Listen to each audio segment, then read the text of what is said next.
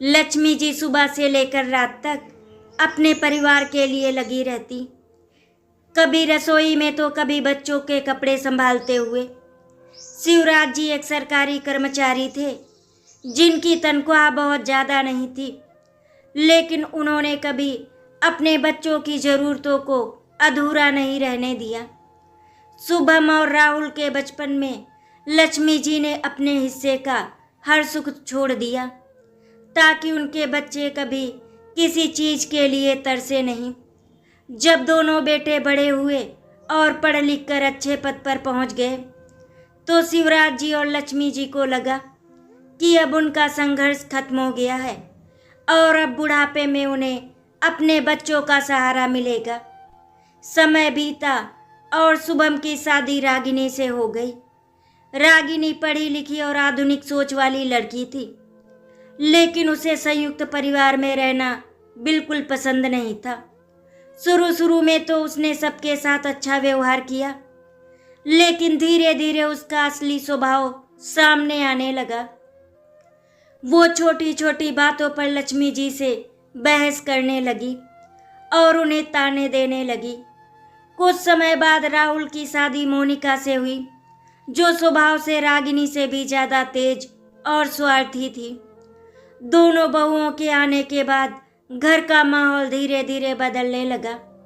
जहाँ पहले हंसी खुशी रहती थी, अब वहाँ तनाव और कड़वाहट ने जगह बना ली थी। लक्ष्मी दी हर दिन अपने ही घर में अपमान सहने लगी। रागिनी और मोनिका उन्हें पुराने ख्यालों वाली और बेकार समझने लगी। वे दोनों बहुएं मिलकर अक्सर लक्ष्मी जी की बुराई करती और उन्हें घर के कामों में उलझा कर रखती। शुभम और राहुल, जो कभी अपनी माँ की आंखों में आंसू नहीं देख सकते थे, अब अपनी पत्नियों के कहने पर चुप रहने लगे थे। धीरे धीरे उन्होंने अपने माता पिता से दूरी बना ली।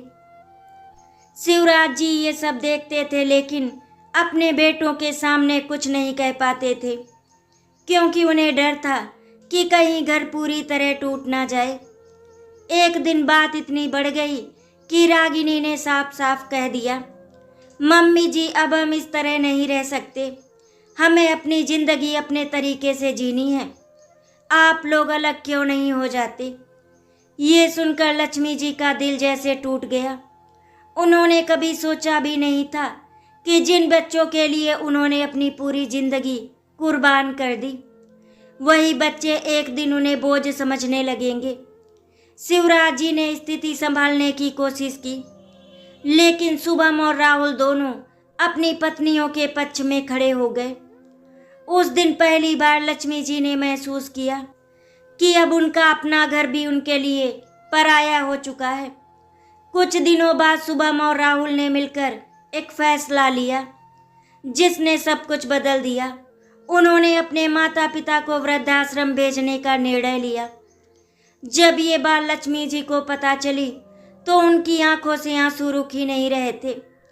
उन्होंने शुभम और राहुल से सिर्फ इतना कहा, बेटा, अगर हमसे कोई गलती हुई है तो हमें माफ़ कर दो, लेकिन हमें अपने घर से मत निकालो।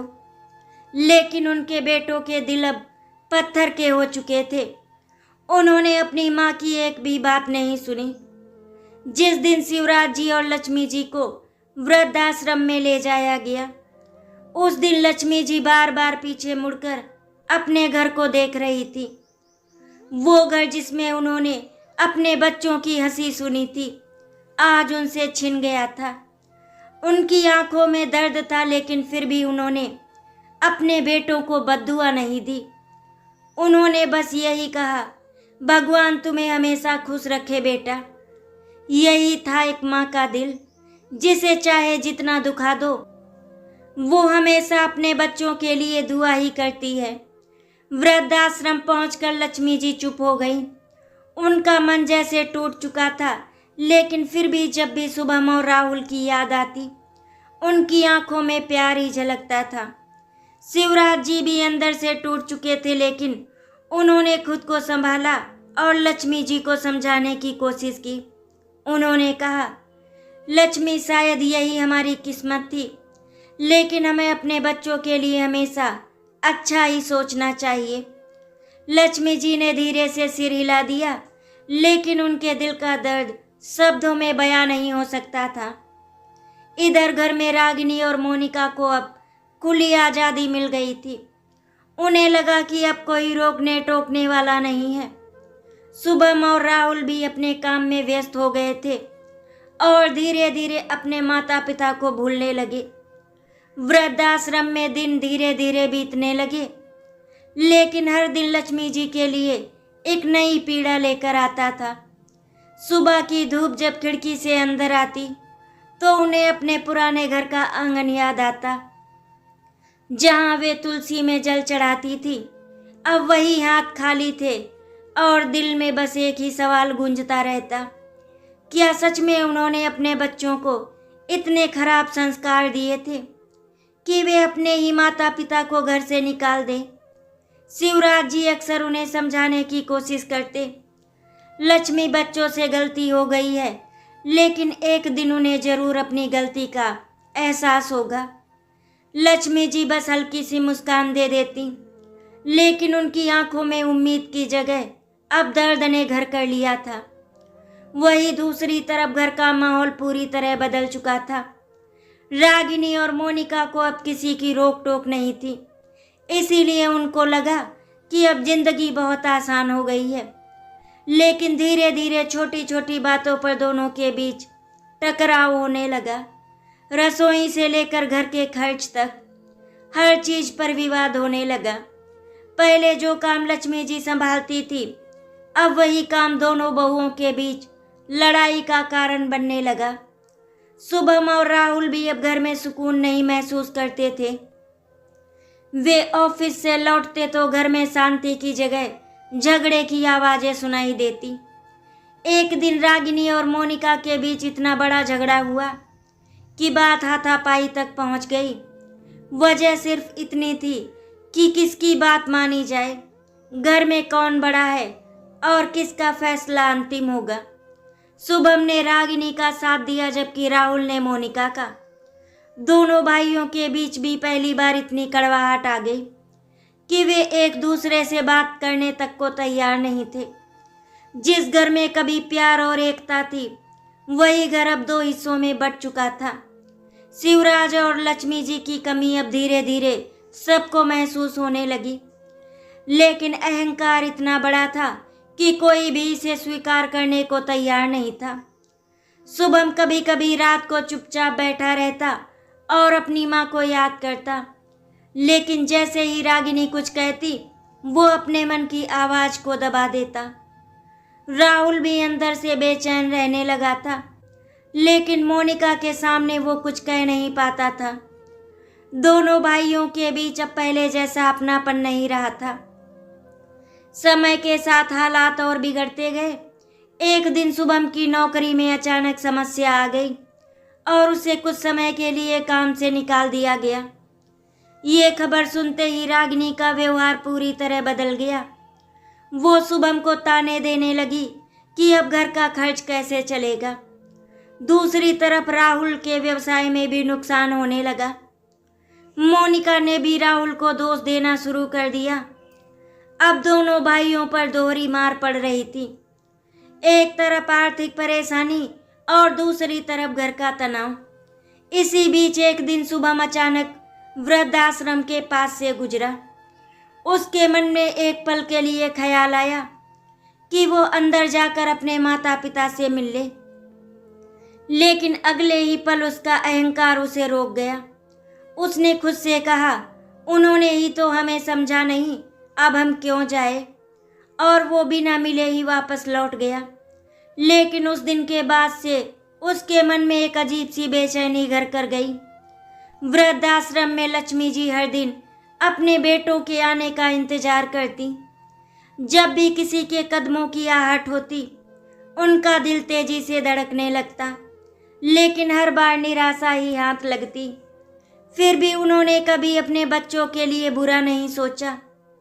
वे हर दिन भगवान से यही प्रार्थना करती कि उनके बच्चे हमेशा खुश रहें और उन्हें कोई दुख ना हो। शिवराज जी ये सब देखते और मन ही मन टूटते जाते। घर में अब हालात इतने खराब हो चुके थे कि शुभम और राहुल ने एक दूसरे से अलग रहने का फैसला कर लिया। एक ही छत के नीचे रहते हुए भी वे अजनबी बन चुके थे। रागिनी और मोनिका की लड़ाई ने पूरे परिवार को तोड़ दिया था। अब हर कोई अपने अपने हिस्से की जिंदगी जी रहा था, लेकिन उस जिंदगी में ना तो सुकून था और ना ही खुशी। धीरे धीरे दोनों भाइयों को ये एहसास होने लगा कि उन्होंने अपने जीवन की सबसे बड़ी गलती कर दी है। जिस माँ ने उन्हें हर दुख से बचाया, आज वही माँ उनके बिना किसी कोने में अकेली बैठी होगी। ये सोचकर उनका दिल कांप उठता, लेकिन अब भी वे अपने कदम पीछे नहीं ले पा रहे थे।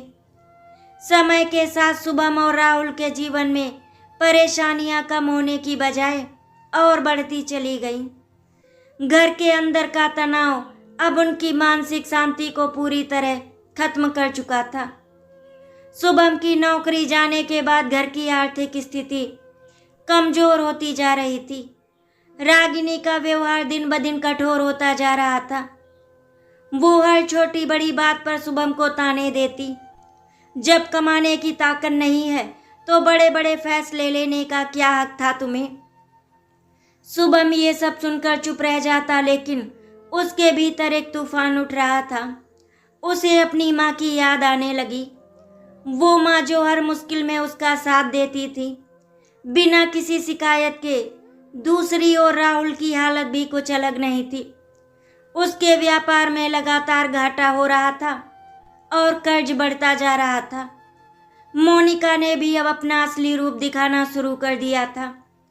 वो राहुल को बार बार उसकी नाकामी का एहसास दिलाती और कहती, तुम्हारी वजह से मेरी जिंदगी बर्बाद हो गई। राहुल ये सब सुनकर अंदर ही अंदर टूटता जा रहा था। उसे याद आता था कि कैसे उसकी माँ हर बार कहती थी, बेटा गिरकर उठना ही जिंदगी है। लेकिन अब वही माँ उससे दूर थी और उसकी जिंदगी में कोई सहारा नहीं बचा था। एक रात शुभम अपने कमरे में अकेले बैठा था। चारों ओर सन्नाटा था, लेकिन उसके मन में शोर मचा हुआ था। अचानक उसकी नज़र दीवार पर लगी एक पुरानी तस्वीर पर पड़ी, जिसमें वो राहुल और उसके माता पिता एक साथ मुस्कुरा रहे थे। उस तस्वीर को देखते ही उसकी आंखों से आंसू निकल पड़े। उसे याद आया कि कैसे उसकी माँ उसे बचपन में अपने हाथों से खाना खिलाती थी, कैसे वो बीमार पड़ता तो रात भर उसके सिरहाने बैठी रहती थी। आज वही माँ अकेली वृद्धाश्रम में थी और वो अपने ही घर में पराया बन चुका था। उधर राहुल भी उसी रात छत पर खड़ा आसमान को देख रहा था। उसके मन में भी वही सवाल गूंज रहा था, क्या उसने सही किया? क्या वो अपने माता पिता के साथ ऐसा व्यवहार करने के बाद खुश रह सकता है?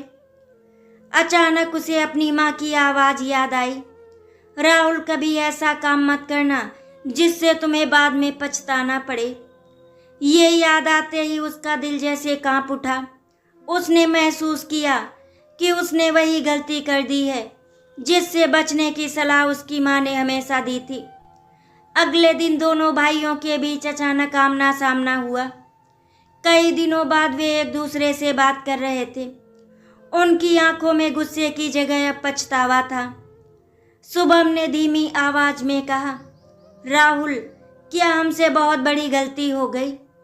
राहुल ने कुछ पल तक चुप रहकर कहा, भैया, हमने माँ बाप को घर से निकाल दिया, इससे बड़ी गलती और क्या ही हो सकती है। दोनों की आंखें नम हो गई। उसी समय रागिनी और मोनिका भी वहां पर आ गईं। उन्होंने दोनों भाइयों को इस तरह बात करते देखा तो उन्हें अच्छा नहीं लगा। रागिनी ने तुरंत कहा, अब ये सब सोचने का क्या फ़ायदा, जो हो गया सो हो गया। मोनिका ने भी उसका साथ देते हुए कहा, हाँ, और वैसे भी उन्होंने ही तो हमें समझा नहीं था। लेकिन इस बार शुभम और राहुल चुप नहीं रहे। शुभम ने पहली बार अपनी आवाज़ ऊंची करते हुए कहा, नहीं, गलती हमारी थी, हमने अपने माँ बाप को समझने की कोशिश ही नहीं की। ये सुनकर दोनों बहुएं चौंक गई उन्होंने कभी नहीं सोचा था कि शुभम और राहुल इस तरह उनके खिलाफ बोलेंगे, लेकिन अब दोनों भाइयों के दिल में दबा हुआ दर्द बाहर आने लगा था। राहुल ने कहा, अगर आज माँ हमारे साथ होती तो शायद हमारी जिंदगी इतनी बिखरी हुई नहीं होती। उधर वृद्धाश्रम में लक्ष्मी जी की तबीयत धीरे धीरे खराब होने लगी थी। वो पहले से ज़्यादा कमज़ोर हो गई थी। खाना पीना भी उन्होंने लगभग छोड़ दिया था। उनकी आंखें हर समय दरवाजे की ओर लगी रहती, जैसे उन्हें अभी भी उम्मीद थी कि उनके बेटे एक दिन उन्हें लेने जरूर आएंगे। शिवराज जी ये सब देखकर बेहद चिंतित थे। उन्होंने कई बार लक्ष्मी जी को समझाने की कोशिश की, लेकिन उनका दिल अब टूट चुका था। एक दिन अचानक लक्ष्मी जी की हालत बहुत ज़्यादा बिगड़ गई। वृद्धाश्रम के कर्मचारी उन्हें अस्पताल ले जाने की तैयारी करने लगे। शिवराज जी के हाथ कांप रहे थे और उनकी आंखों में आंसू थे। उन्होंने भगवान से प्रार्थना की, हे भगवान, मेरी लक्ष्मी को कुछ मत होने देना। इधर घर में शुभम और राहुल को अचानक एक अनजान नंबर से फ़ोन आया। फ़ोन उठाते ही उन्हें खबर मिली कि उनकी माँ की हालत बहुत गंभीर है। ये सुनते ही दोनों के पैरों तले जमीन खिसक गई। उनके दिल में एक ही डर था, कहीं बहुत देर तो नहीं हो गई। दोनों बिना एक पल गवाए वृद्धाश्रम की ओर दौड़ पड़े। रास्ते भर उनके मन में सिर्फ एक ही बात चल रही थी, काश उन्होंने पहले ही अपनी गलती मान ली होती। काश उन्होंने अपनी माँ को इतना दर्द ना दिया होता। शुभम और राहुल जैसे ही वृद्धाश्रम पहुँचे, उनके कदम खुद ब खुद धीमे पड़ गए। जिस जगह को उन्होंने कभी अपने माता पिता के लिए चुना था, आज वही जगह उन्हें किसी सजा की तरह लग रही थी। उनके दिल की धड़कन तेज हो चुकी थी और आंखों में डर साफ दिखाई दे रहा था। जैसे ही वे अंदर गए, वहां का सन्नाटा उन्हें चुभने लगा। हर कोने में उन्हें अपने किए का एहसास हो रहा था। वृद्धाश्रम के एक कर्मचारी ने उन्हें अस्पताल का पता बताया, जहां लक्ष्मी जी को भर्ती कराया गया था। दोनों बिना समय गवाए तुरंत अस्पताल की ओर दौड़ पड़े। अस्पताल के बाहर पहुंचते ही दोनों के कदम थम गए। अंदर जाने की हिम्मत जैसे खत्म हो चुकी थी, लेकिन दिल में एक ही डर था, अगर आज माँ से नहीं मिले तो शायद कभी नहीं मिल पाएंगे। हिम्मत जुटाकर वे अंदर गए और सीधे उस कमरे की ओर बढ़े जहां लक्ष्मी जी भर्ती थी। कमरे के बाहर शिवराज जी कुर्सी पर बैठे थे। उनकी आंखों में रात भर की जागी हुई थकान और दर्द साफ नजर आ रहा था। जैसे ही शिवराज जी ने अपने बेटों को देखा, उनके चेहरे पर कई भाव एक साथ उभर आए, दर्द, गुस्सा और कहीं न कहीं छुपा हुआ प्यार। शुभम और राहुल उनके पास आए, लेकिन नजरें झुकाए खड़े रहे। उनके पास कहने के लिए बहुत कुछ था, लेकिन शब्द जैसे कहीं खो गए थे। कुछ पल के सन्नाटे के बाद शिवराज जी ने भारी आवाज में कहा, आ ही गए तुम लोग, लेकिन बहुत देर कर दी बेटा। ये सुनते ही दोनों भाइयों की आंखों से आंसू बहने लगे। राहुल ने कांपती आवाज में कहा, पापा, हमसे बहुत बड़ी गलती हो गई, हमें माफ कर दीजिए। शुभम भी अपने आंसू रोक नहीं पाया और बोला, हम अपनी माँ को लेने आए हैं, उन्हें वापस घर ले जाने के लिए। शिवराज जी ने उनकी बात सुनी, लेकिन उनके चेहरे पर एक दर्द भरी मुस्कान आ गई। उन्होंने धीरे से कहा, माँ बाप को घर से निकालते वक्त ये ख्याल नहीं आया था कि एक दिन उन्हें वापस लाना पड़ेगा। उनके शब्दों में कड़वाहट नहीं थी, लेकिन एक गहरा दर्द जरूर था, जिसने दोनों बेटों को अंदर तक झकझोर दिया। इसी बीच डॉक्टर कमरे से बाहर आए और बोले, आप लोग मरीज के परिवार वाले हैं, उनकी हालत बहुत नाजुक है, वो बार बार अपने बेटों को याद कर रही हैं। ये सुनते ही शुभम और राहुल बिना कुछ सोचे कमरे के अंदर भागे। कमरे के अंदर लक्ष्मी जी बिस्तर पर लेटी थी। उनका चेहरा पीला पड़ चुका था और सांसें बहुत धीमी हो गई थी। लेकिन जैसे ही उन्होंने अपने बेटों को देखा, उनकी आंखों में एक चमक आ गई। उन्होंने कांपते हुए हाथ आगे बढ़ाए। शुभम और राहुल तुरंत उनके पास गए और उनके हाथ पकड़ लिए। लक्ष्मी जी की आंखों से आंसू बहने लगे। उन्होंने बहुत मुश्किल से कहा, आ गए तुम दोनों, मुझे पता था तुम जरूर आओगे। उनकी आवाज़ कमज़ोर थी, लेकिन उसमें वही पुराना प्यार था जो कभी खत्म नहीं हुआ था। राहुल फूट फूट कर रोने लगा और बोला, माँ हमें माफ़ कर दीजिए, हमसे बहुत बड़ी गलती हो गई। शुभम ने भी रोते हुए कहा, माँ हम आपको घर ले जाने के लिए आए हैं, अब हम आपको कभी अपने से दूर नहीं करेंगे। लक्ष्मी जी ने अपने बेटों के सिर पर हाथ फेरा और मुस्कुराते हुए बोली, माँ अपने बच्चों से कभी नाराज नहीं होती बेटा, तुम खुश रहो, बस यही मेरी दुआ है। उनकी आंखों में अब भी वही ममता थी जिसमें कोई शिकायत नहीं, सिर्फ प्यार था। लेकिन उसी पल उनकी सांसें और धीमी होने लगी। डॉक्टर और नर्स दौड़कर अंदर आए। शुभम और राहुल घबरा गए। उन्होंने अपनी माँ का हाथ कसकर पकड़ लिया और बार बार उन्हें पुकारने लगे, माँ माँ हमें छोड़कर मत जाओ। लक्ष्मी जी ने आखिरी बार अपने बेटों को देखा। उनके चेहरे पर एक सुकून था, जैसे उन्हें अब कोई शिकायत नहीं रही। उनकी आंखों से एक आखिरी आंसू गिरा और धीरे धीरे उनकी सांसें थम गईं। कमरे में अचानक सन्नाटा छा गया। शुभम और राहुल वहीं जमीन पर बैठ गए, जैसे उनकी दुनिया ही खत्म हो गई हो। वे जोर जोर से रोने लगे, लेकिन अब बहुत देर हो चुकी थी। जिस माँ को उन्होंने सबसे ज्यादा दर्द दिया, उसी माँ ने आखिरी पल में उन्हें माफ कर दिया। शिवराज जी दरवाजे पर खड़े ये सब देख रहे थे। उनकी आंखों में भी आंसू थे, लेकिन उनके चेहरे पर एक अजीब सा खालीपन था। उन्होंने धीरे से कहा, देख लिया तुम दोनों ने, यही होता है माँ का प्यार।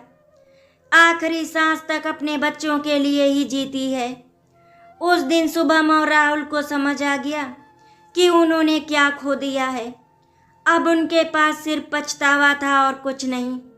उनका घर जो पहले ही बिखर चुका था, अब पूरी तरह उजड़ गया था। लक्ष्मी जी के जाने के बाद घर जैसे पूरी तरह उजड़ गया। जिस घर में कभी माँ की आवाज़ गूंजती थी, वहाँ पर अब सिर्फ सन्नाटा था। शुभम और राहुल के लिए हर कोना एक दर्द बन चुका था। रसोई में रखे बर्तन, आंगन में रखा तुलसी का पौधा, दीवारों पर लगी पुरानी तस्वीरें, सब कुछ उन्हें उनकी माँ की याद दिलाता था। अब उन्हें हर पल ये एहसास होता था कि उन्होंने अपनी सबसे बड़ी ताकत, अपनी माँ को खुद अपने हाथों से खो दिया। अंतिम संस्कार के दिन दोनों भाई बिल्कुल टूट चुके थे। उन्होंने अपनी माँ को अग्नि देते समय जो दर्द महसूस किया, वो उनके जीवन का सबसे बड़ा घाव बन गया। शुभम के हाथ कांप रहे थे और राहुल की आंखों से आंसू रुक ही नहीं रहे थे। उन्हें बार बार वही आखिरी पल याद आ रहा था, जब उनकी माँ ने बिना किसी शिकायत के उन्हें माफ़ कर दिया था। उस माफ़ी ने उनके दिल पर ऐसा बोझ डाल दिया जिसे वे शायद कभी उतार नहीं पाएंगे। शिवराज जी अब बिल्कुल अकेले हो गए थे। उनकी आंखों की चमक गायब हो चुकी थी। वो चुपचाप एक कोने में बैठ जाते और घंटों किसी से बात नहीं करते। शुभम और राहुल कई बार उनके पास जाकर बैठते, लेकिन उनके पास कहने के लिए शब्द नहीं होते। उन्हें लगता था कि उन्होंने अपने पिता से भी सब कुछ छीन लिया है। उनकी जीवन साथी, उनका सहारा, उनका सुकून।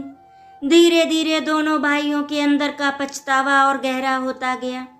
शुभम ने एक दिन हिम्मत करके शिवराज जी से कहा, पापा आप हमारे साथ घर चलिए, हम आपको अब कभी अकेला नहीं छोड़ेंगे। लेकिन शिवराज जी ने बिना उनकी ओर देखे ही शांत स्वर में कहा, जिस घर से मैं अपनी पत्नी को लेकर निकला था, उस घर में अब वापस जाने का मन नहीं करता बेटा। उनके शब्दों में कोई गुस्सा नहीं था, लेकिन एक गहरी चोट जरूर थी जो साफ महसूस हो रही थी। उधर रागिनी और मोनिका का व्यवहार भी अब बदलने लगा था। लेकिन ये बदलाव प्यार का नहीं बल्कि डर और असुरक्षा का था। उन्हें एहसास हो गया था कि जिस घर को उन्होंने अपनी जिद और स्वार्थ से तोड़ा, उसका असर अब उनके अपने जीवन पर पड़ रहा है। शुभम और राहुल अब पहले जैसे नहीं रहते। वे चुप चुप रहने लगे थे और अपने अपने दुख में खो गए थे। दोनों बहुओं को अब ये समझ आने लगा था कि उन्होंने जो किया उसका परिणाम कितना भयानक है। एक दिन राहुल ने मोनिका से साफ कहा, अगर उस दिन तुमने माँ के खिलाफ मुझे भड़काया ना होता तो शायद आज माँ हमारे साथ होती। ये सुनकर मोनिका चुप रह गई। उसके पास कोई जवाब नहीं था। वहीं शुभम ने भी रागिनी से कहा, हमने अपने ही घर को अपने हाथों से बर्बाद कर दिया और अब कुछ भी ठीक नहीं हो सकता। रागिनी की आंखों में भी आंसू आ गए, लेकिन अब पछताने से कुछ बदलने वाला नहीं था। समय के साथ शुभम और राहुल ने एक बड़ा फैसला लिया। उन्होंने तय किया कि वे अपने पिता को किसी भी हालत में अकेला नहीं छोड़ेंगे। वे रोज वृद्धाश्रम जाने लगे, शिवराज जी के साथ समय बिताने लगे।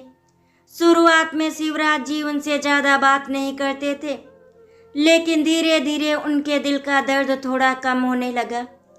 उन्हें अपने बेटों के बदलते व्यवहार में सच्चाई नजर आने लगी। लेकिन ये सजा अभी खत्म नहीं हुई थी। शुभम की आर्थिक स्थिति अब भी खराब थी और राहुल का व्यापार पूरी तरह बंद होने की कगार पर था। दोनों भाई अब समझ चुके थे कि माँ बाप का आशीर्वाद कितना जरूरी होता है। जिस दिन उन्होंने अपने माता पिता को घर से निकाला था, उसी दिन उनके जीवन की खुशियां भी उनसे दूर हो गई थी। एक शाम जब शुभम और राहुल वृद्धाश्रम में अपने पिता के साथ बैठे थे, तब शिवराज जी ने धीरे से कहा, गलती हर इंसान से होती है, लेकिन जो अपनी गलती मान ले वही सच्चा इंसान होता है। ये सुनकर दोनों भाइयों की आंखें भर आई। उन्हें लगा कि शायद उनके पिता ने उन्हें दिल से माफ करना शुरू कर दिया है। उस दिन के बाद दोनों भाइयों ने अपनी जिंदगी बदलने का निश्चय कर लिया। उन्होंने ठान लिया कि वे अब पुराने रिश्तों को सुधारेंगे और अपने पिता को वो सम्मान देंगे जिसके वे हकदार हैं। लेकिन दिल में एक दर्द हमेशा बना रहेगा कि उन्होंने अपनी माँ को खो दिया और अब वो कभी वापस नहीं आएंगी। समय धीरे धीरे आगे बढ़ रहा था, लेकिन शुभम और राहुल के दिल में बसा पछतावा अब भी उतना ही गहरा था। फर्क बस इतना था कि अब उन्होंने उस पछतावे को अपनी कमजोरी नहीं बल्कि अपने सबसे बड़ी सीख बना लिया था। वे रोज वृद्धाश्रम जाते, शिवराज जी के साथ घंटों बैठते, उनकी सेवा करते, उनसे बातें करने की कोशिश करते। पहले जहां उनके और पिता के बीच एक दीवार खड़ी हो गई थी, अब वो दीवार धीरे धीरे टूटने लगी थी। शिवराज जी ने भी अपने बेटों के इस बदले हुए व्यवहार को महसूस किया। उन्होंने देखा कि अब उनके बेटे सच में बदल गए हैं। उनकी आंखों में अब अहंकार नहीं बल्कि सच्चा पछतावा और प्रेम है। एक दिन उन्होंने शुभम और राहुल को अपने पास बुलाया और शांत स्वर में कहा, तुम दोनों में अब वो समझ आ गई है जो पहले नहीं थी। लेकिन याद रखना, सिर्फ रिश्ते खून से नहीं व्यवहार से बनते हैं। ये सुनकर दोनों भाई चुपचाप सिर झुकाकर खड़े रहे। उन्हें पता था कि उनके पिता की हर बात सच्चाई से भरी हुई है। उसी दिन शुभम ने हिम्मत करके कहा, पापा, हम आपको अब यहाँ नहीं रहने देंगे। आप हमारे साथ चलिए घर। हम आपको वही सम्मान देंगे जिसके आप हकदार हैं। राहुल ने भी अपने भाई का साथ देते हुए कहा, हमसे बहुत बड़ी गलती हुई थी, लेकिन अब हम उसे सुधारना चाहते हैं। शिवराज जी कुछ पल के लिए चुप रहे। उन्होंने अपनी पत्नी लक्ष्मी जी की तस्वीर को देखा जो उनके पास रखी थी। उनकी आंखों में आंसू आ गए, लेकिन इस बार उन आंसुओं में सिर्फ दर्द नहीं बल्कि एक उम्मीद भी थी। उन्होंने धीरे से कहा, अगर मैं तुम्हारे साथ चलूं, तो क्या तुम दोनों उस घर को फिर से एक परिवार बना पाओगे? शुभम और राहुल ने बिना एक पल गवाए कहा, हाँ पापा, अब हम कभी वो गलती नहीं दोहराएंगे। कुछ दिनों बाद शिवराज जी अपने बेटों के साथ घर लौट आए। घर में कदम रखते ही उन्हें हर जगह लक्ष्मी जी की याद आई। उनकी अनुपस्थिति अब भी हर कोने में महसूस होती थी, लेकिन इस बार माहौल अलग था।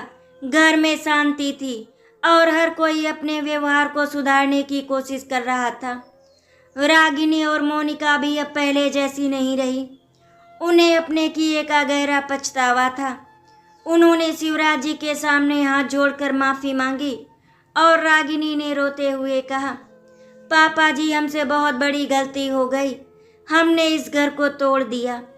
मोनिका ने भी आंसुओं के साथ कहा, हमें माफ़ कर दीजिए, अब हम सब ठीक करना चाहते हैं। शिवराज जी ने दोनों बहुओं को देखा और शांत स्वर में कहा, गलती मान लेना ही सबसे बड़ी हिम्मत होती है, लेकिन याद रखना, अब इस घर में कभी किसी का दिल नहीं टूटना चाहिए। मेरी लक्ष्मी तो चली गई, अब हम उसे वापस नहीं ला सकते। दोनों बहुओं ने सिर झुकाकर उनकी बात मान ली। धीरे धीरे घर का माहौल बदलने लगा। शुभम और राहुल अब एक दूसरे के साथ खड़े रहने लगे। उन्होंने अपने काम को फिर से संभालने की कोशिश शुरू की। शिवराज जी का आशीर्वाद अब उनके साथ था और इसका असर भी दिखने लगा। शुभम को नई नौकरी मिल गई और राहुल का व्यापार भी धीरे धीरे फिर से चलने लगा। लेकिन इस खुशी के बीच एक कमी हमेशा बनी रही, लक्ष्मी जी की। हर दिन सुबह जब सब एक साथ बैठते तो उनकी याद जरूर आती। एक दिन शिवराज जी ने घर के आंगन में लक्ष्मी जी की तस्वीर के सामने एक छोटा सा मंदिर बनाया। उन्होंने सबको वहां बुलाया और कहा, आज से इस घर की सबसे बड़ी ताकत हमारी लक्ष्मी ही रहेगी। उनकी सीख हमें हमेशा सही रास्ता दिखाएगी। उस दिन सभी की आंखों में आंसू थे, लेकिन उन आंसुओं में अब पछतावे के साथ साथ एक संकल्प भी था कि वे अब कभी उस गलती को नहीं दोहराएंगे जिसने उनके परिवार को तोड़ दिया था। शुभम ने धीरे से कहा, माँ ने हमें आखिरी समय में भी माफ़ कर दिया। अब हमारी जिम्मेदारी है कि हम उनकी उस माफ़ी के लायक बने। राहुल ने भी सिर हिलाते हुए कहा, अब ये घर कभी नहीं टूटेगा। और सच में उस दिन के बाद इस परिवार ने एक नई शुरुआत की। अब इस घर में झगड़े नहीं बल्कि समझ और प्यार था। हर किसी ने अपने अंदर के अहंकार को छोड़ दिया था और रिश्तों की कीमत को समझ लिया था। आशा करती हूँ आपको हमारी कहानी अच्छी लगी होगी। अगर आपको हमारी कहानी अच्छी लगी तो वीडियो को लाइक एंड शेयर करें, चैनल को सब्सक्राइब करें। वीडियो देखने के लिए आप सभी का बहुत बहुत धन्यवाद।